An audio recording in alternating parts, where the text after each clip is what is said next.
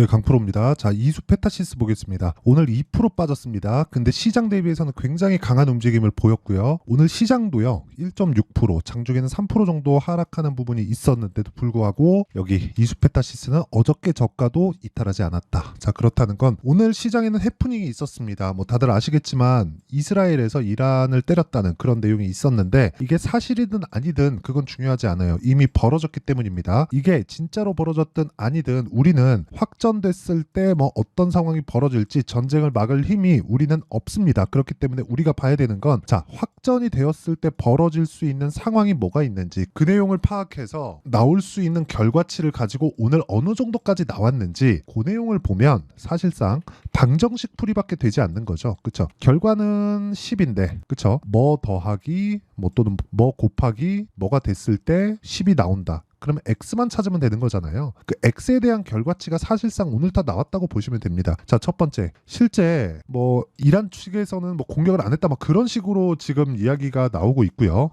그리고 뭐 이스라엘은 뭐 공격했다 막 이런 식으로 이야기가 나오고 있고 뭐가 맞는지 몰라요. 그리고 이런 거를 뭐 이게 진짜다 저게 맞다 뭐 큰일 났다 그러면서 막 팔고 도망가거나 지금 이런 상황 만들 때가 아닙니다. 왜 그런지 아십니까? 자, 내용 보세요. 정확하게 제가 이야기를 드리면 자, 실제 주식시장에서 변동성 지수라는 것이 있습니다. 자, 이게 미증시에서는 빅스라고 불려요. 뭐 들어보신 분들도 있을 텐데 자, 빅스는 볼레이티리티 인덱스예요. 자, 이게 무슨 얘기냐면 변동성이 시장에서 얼마나 커져 있는지 그 내용에 대한 거예요. 변동성이 커질 때, 즉 많이 막 내려가거나 급격한 하락을 했을 때 이럴 때는 변동성 지수가 굉장히 큰 폭으로 올라갑니다. 근데 실제 오늘 변동성 지수의 고가는 장중 30%까지 올라갔습니다. 그리고 아까 전에 말씀드렸었던 빅스 지수에 대한 부분도 지금 장중에 보잖아요. 어느 정도까지 상승폭을 키웠느냐 내용 한번 보시면 지금 미증시가 열리는 시간이 아닌데 선물 시장은 계속해서 돌거든요. 여기 이 내용 보시면 지금은 한 4% 정도로 상승폭이 줄었습니다. 근데 장중에는 그쵸 19.5포인트까지 큰 폭으로 상승하는 그런 상황이 발생했다. 이게 대략 한 15% 정도가 나옵니다. 자, 그만큼 한국 시장 장중의 변동폭은 상당히 컸다는 게 되고요. 그리고 전쟁, 즉 확전이 되었을 때의 상황이 오늘 상당 부분 발생을 했다는 겁니다. 그리고 만약에 확전이 되었을 때 정말 문제가 될 것 같다 하는 유가에 대한 부분을 보면 시장에서 어떻게 반영하는지 명확하게 알 수 있어요. 자, 내용 보시면요. 유가가 지금 변동폭을 보면 실제 83달러, 전일 대비 1.2%까지 상승하는 구간. 그렇죠? 근데 장중에는 85달러를 넘나드는 수준까지 상승폭이 나왔습니다. 여기 보면 86달러 정도가 고가로 잡혀 있죠. 자, 이렇게 장중에는 변동폭이 컸는데 지금은 안정 구간에 접어들었다. 이게 맞다 아니다에 대한 문제가 아니라 만약에 확전이 되더라도 유가가 추가적으로 올라가는 상황은 나오기 어렵다는 걸 이 부분을 통해서 알 수 있는 거고 이걸 가지고 우리가 대략 한 10년치 정도의 유가를 보면 유가는요. 저가 60불, 고가 80불 이 정도입니다. 그러면 80불 이상 가는 유가가 나왔다. 그러면 무언가 문제가 있는 거예요. 그렇죠? 그리고 여기서 뭐 전쟁이 막 확전되거나 큰일이 터진다 그러면 100불 이상 120불 정도까지 올라갑니다. 그게 22년 초에 발생했었던 러시아, 그렇죠? 이쪽에서의 문제점입니다. 근데 지금은 이미 이런 부분들, 그렇죠? 중동 불안에 대한 부분들을 먼저 반영하면서 뭐가 발생했어요? 80불을 넘어서는 구간까지 왔고 그런 부분에서 추가적으로 변동이 나올 수 있는 부분이 있지만 그런 부분을 먼저 앞세워서 미국 증시가 조정을 받고 있는 그런 상황입니다. 그러면 지금 우리가 봐야 되는 점은 뭐 반도체가 이제 고가 나온 것 같아요. 떨어질 것 같아요. 뭐 미증시 반등 안 나오고 전쟁까지 났고 인플레이션 안 잡혀요. 금리 안 내린대요. 이런 부분에 대한 문제가 아니라 우리가 봐야 되는 건 한 가지 내용밖에 없다는 거예요. 이제 반영이 다 끝났다. 그리고 오늘 미증시가 변동폭이 있을 겁니다. 그리고 오늘 미증시는 옵션 만기일이기 때문에 변동폭이 커질 수밖에 없어요. 그런데 그동안 하락분 그리고 오늘 한국 시장에서 나왔었던 그런 문제들 그리고 한국 시장 돌면서 발생했었던 미증시 선물 그렇죠? 미선물 시장에 대한 변동폭 이런 것들을 감안했을 때 한국 시장은 오늘 저가를 찍은 게 맞고요. 장중 투매로 저가를 찍은 게 맞고 미증시 같은 경우에도 오늘 정도에서는 저가 확보가 되고 다음 주에는 반등 구간에 있다. 만약에 그런 부분이 없었다면 반도체 종목들이 장 후반에 이렇게 반등을 하는 상황을 만들지 못했을 겁니다. 그런데 내가 고가에 잡아서 46,000원에 잡아서 지금 38,000원까지 내려왔다면 짜증나는 거 맞죠? 정말 짜증날 겁니다. 그런데 자, 이걸 보셔야 돼요. 주식 시장에서 가격이 먼저 반영한다고 제가 누차 이야기를 드렸는데 2만 원부터 4만 6천 원까지 다시 반등이 나왔습니다. 근데 이 2만 원도 기간을 늘려서 보잖아요. 저가는 그쵸 10,000원 이하입니다. 시세가 시작되는 AI 반도체가 뭐 수요가 폭발한다는 내용이 첫 번째 발표됐을 때는 이수페타시스의 주가는 대략 5,000원대였습니다. 그러면 작년 한 해에 그쵸 6개월 정도 동안 거의 한 8배 이상의 시세를 냈고 그런 부분에 대한 가격 부분에 대한 해소 그쵸 가격 부담에 대한 해소를 50% 정도 조정을 받으면서 이미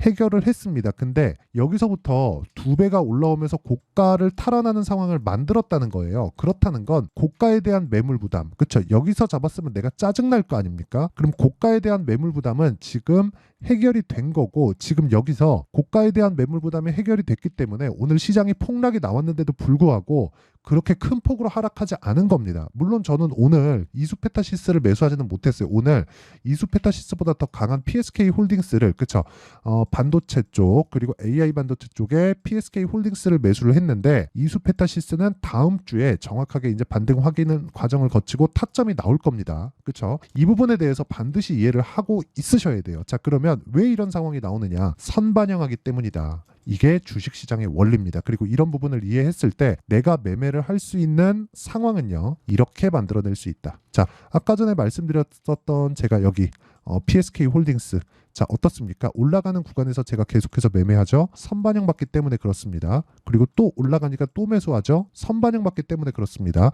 오늘 더 올라가고 시장 폭락하는데도 오늘 또 매수하죠. 선반영 구간을 가격이 먼저 반영하기 때문에 그렇습니다. 자 완성된 매매를 보잖아요. 매도까지 완료된 거 그러면 자람 테크놀로지 뭐 이런 종목들이에요. 여기서 몇 프로? 75%. 굳이 반도체뿐만 아니라 에브리봇이나 그런 종목들 보더라도 어떻습니까? 올라가는 구간에서 47% 이런 정도의 수익이 나온다. 이런 상황을 계속해서 만들어 가야 돼요. 저라고 손절 안 하는 거 아닙니다. 손절하는 종목들 있죠. 그런데 그건 기간에 대한 손절이 필요한 거지 내가 막 엄청나게 많이 내려요. 그런 상황은 사실상 크게 뭐 자주 벌어지는 일도 아니고 어쩔 수 없이 매도해야 되는 상황을 만들면 됩니다. 근데 이런 부분이 상당히 어려울 거예요. 그래서 매매하는 과정에서 내가 매수부터 매도까지 그렇죠. 특히나 손절하는 부분이 굉장히 어렵다 하시는 분들은요. 제가 10억 만들기 프로젝트를 진행하고 있는 여기 소통방에서 진행하고 있고요. 자, 오늘 여기 보면 시장가 매수 8시 49분 이구산업 있죠? 어떻습니까? 이구산업. 자, 정확하게 오늘 시장이 폭락하는 과정에서도 12% 정도의 강세를 보였다는 점. 그리고 오늘 같은 경우에 뭐 흥구석유나 뭐 이런 종목들 있죠? 어때요? 오늘도 폭등이 나왔지만 그냥 오늘 매도하고 나오는 그런 날입니다. 이미 저는 10% 정도의 수익을 만들어냈어요. 그리고 이런 부분을 소통방에서 다 공유를 하고 있다. 자, 긴 말 드리지 않겠습니다. 매매하는 과정에서 내가 너무 어려우면 소통방 들어와서 10억 만들기 프로젝트 참가하고요.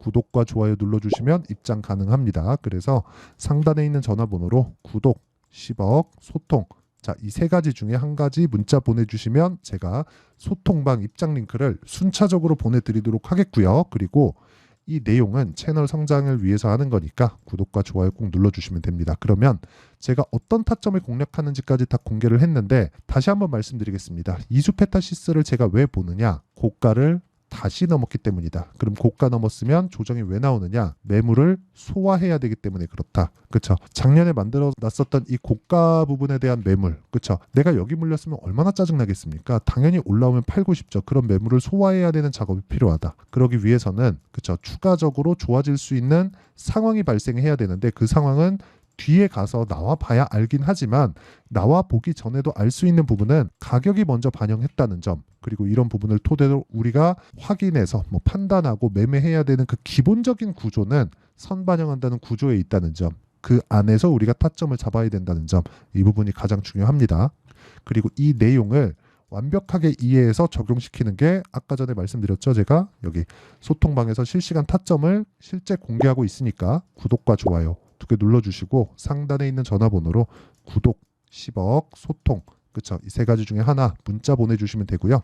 그리고 어떤 식으로 가격을 형성하고 내가 타점을 잡을지 그 원리에 대한 부분을요.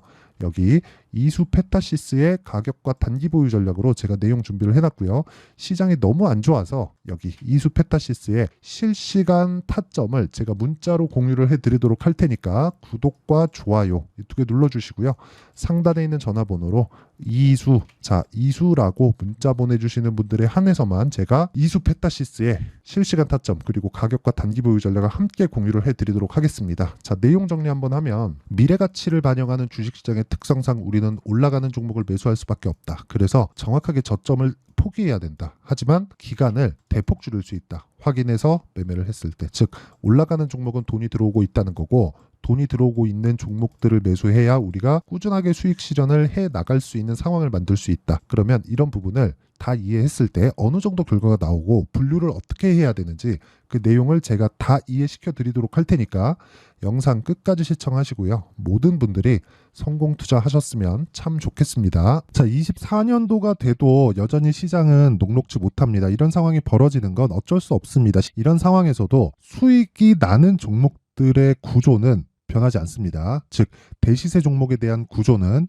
변하지 않는다는 거고, 실제 제가 소통방에서 지속적으로 이야기를 드리고 있는 내용도 대시세 종목이나 시장 주도주를 공략하는 건 철저하게 가격 분석을 하라고 이야기를 드리고, 가격 분석 이후에는 이슈에 대한 파악, 그리고 이슈를 파악하고 나서는 다시 내가 얼마에 매수할지 그 타점에 대한 부분을 지속적으로 언급을 하고 있습니다.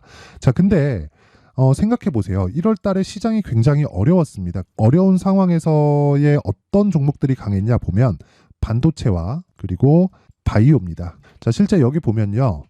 HLB에 제가 실제 매매한 내용을 띄워놓고 보여드리고 있는데 1월 22일부터 매매를 시작해서 4일 동안 31%의 수익 마감이 됐고요. 그리고 여전히 신고가 종목입니다. 자, 그리고 그 다음 어보브 반도체, 이름을 보시다시피 반도체 종목이죠. 그리고 AI 반도체는 지속적으로 강세를 보이고 있습니다. 이 종목도 신고가를 먼저 달성한 이후에 제가 21%의 단기간에 21%의 큰 수익을 내고 마감이 됐습니다. 다시 재공략을 준비하고 있고, 이런 부분은 소통방에서 다 공유를 해드립니다. 자, 그리고 그 다음 코세스. 자, 코세스 같은 종목도 당연히 그쵸, 신고가 종목이고요. 그리고 반도체 종목입니다. 이 종목도 영업일 기준에서 이틀 동안 대략 한 15%의 수익 마감이 됐습니다. 내용을 한번 보시면 어떻습니까? HLB를 포함해서 뭐 30%, 20%, 뭐 15% 이런 식의 수익이 지속적으로 발생하고 있는데, 이 세 종목 모두 다 신고가 종목이고 1월 달에 시장이 약세를 보이고 있는 구간에서도 강했었던 그런 종목입니다. 특징점이 하나 있는데 그 이슈에 앞서서 가격이 먼저 반영했다는 거죠. 자, 근데 그게 기업 밸류업 프로그램이라고 하죠. 그 종목들도 마찬가지입니다. 오늘은 그 부분에 대해서 이야기를 드릴 텐데, 그렇게 제가 가격을 먼저 보고 이슈에 대해서 파악하는 이유는 결과적으로는 큰 시세를 먹기 위한 사전 준비 작업입니다. 실제로 큰 시세를 먹기 위해서 사전 준비 작업을 했을 때 여기 레인보우 로보틱스 127%, 그리고 ISC 98%, 그리고 한미반도체 97%의 큰 수익을 내는 상황을 만들 수 있습니다. 어떤 식으로 소통방에서 진행됐는지, 그쵸? 그 상황을 제가 이야기를 드린 건데, 이런 상황도요, 당연히 신고가를 공략했을 때 가능한 겁니다. 자, 그러면 이번에도 마찬가지입니다. 그쵸? 정부 주도의 코리아 디스카운트 해소 방안이 2월 달에 발표를 하고요. 그리고 2월 달에 발표된 내용을 토대로 주가가 움직이는 게 아니라 이미 움직인 내용이 있죠. 실제 이 내용은 크게 중요한 게 아니라는 겁니다. 실제 움직인 내용을 보면, 자, 기아차입니다. 실제로 12월 달에 신고가를 만들어 놓고 정부에서 입김을 불어 넣으니까 순식간에 기아차를 포함해서 현대차 같은 거대 기업들의 주가가 2주도 채 되지 않아서 40% 정도의 큰 시세를 냅니다. 자, 그러면 우리는 어떤 종목을 봐야 될까요? 이슈를 파악해야 되는 것도 맞지만 철저하게 가격에 맞춰서 매매를 해야 되는 게 당연히 중요합니다. 정부가 주도하는 정책 방향이 있겠죠. 그 방향에 맞춰서 우리가 종목을 찾을 필요가 있다. 자, 그러면 답이 나왔습니다. 정부가 주도하는 방향에 맞춰서 제2의 기아차를 찾는 게 지금은 중요하다. 근데 정부 정책의 방향에 맞게 가자.